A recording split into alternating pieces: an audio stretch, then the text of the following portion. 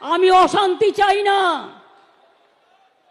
কিন্তু যে আপনাকে রোজ কামড়াচ্ছে আপনি তাকে কামড়াবেন না, কিন্তু ফস্ত করতে পারেন।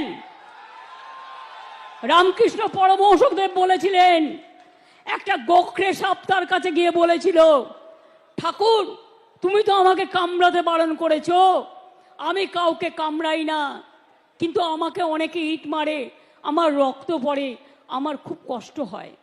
ঠাকুর বললেন, শোনো, তোমাকে আমি কামড়াতে বারণ করেছি, তোমাকে আমি ফোঁস করতে বারণ করিনি।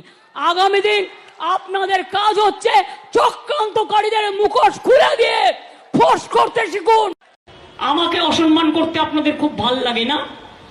সারা জীবন ভেবেছেন ও তো নরম, ও তো মানবিক, ও তো সবার আগে কাজ করে, সারাক্ষণে সব নিয়ে পড়ে থাকে।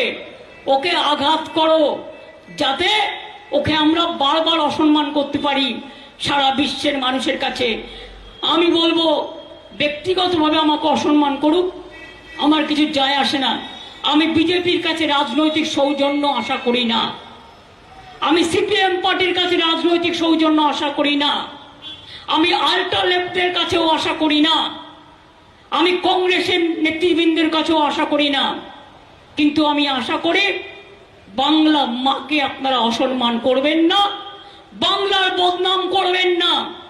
আর একটা মহিলার বিচারের দাবিতে যদি কোনো রকম কোনো ঘটনা ঘটে, ভাইদের দায়িত্ব নিতে হবে বোনদের রক্ষা করার। যারা যে প্রান্তে কাজ করেন তাদের কি একটা দায়িত্ব থাকবে না যে আমাদের বোনদের দায়িত্ব আমাদের ভাইরা নেবে? ভাই বোনের কখনো আলাদা হতে পারে না, ভাই বোন কিন্তু একসাথে চলে। ভাই না থাকলে বোন রাখি বন্ধন করবে কাকে? ভাই না থাকলে কপালে তিলক পরিয়ে ভাই ফুটে দেবে কাকে? আমি জানি সিপিএম আর বিজেপি ভাঙচুরটা করেছে আরজি করে গিয়ে। আমি সাধারণ মানুষের প্রতিবাদকে স্যালুট জানাই, সাধারণ মা বোনদের, সেখানে আমার কিছু বলার নেই, নিশ্চয়ই তারা তাদের ঠিক কাজ করেছেন বলে আমার মনে হয়। কিন্তু বলুন তো, রাত্রি 1টার সময় সিপিএম এর ডিওয়াইএফ এর ফ্ল্যাগ নিয়ে আর বিজেপি নিয়েছেন ন্যাশনাল ফ্ল্যাগ। ন্যাশনাল ফ্ল্যাগ সব জায়গায় পলিটিক্যাল কাজে ব্যবহার করা যায় না। ন্যাশনাল ফ্ল্যাগের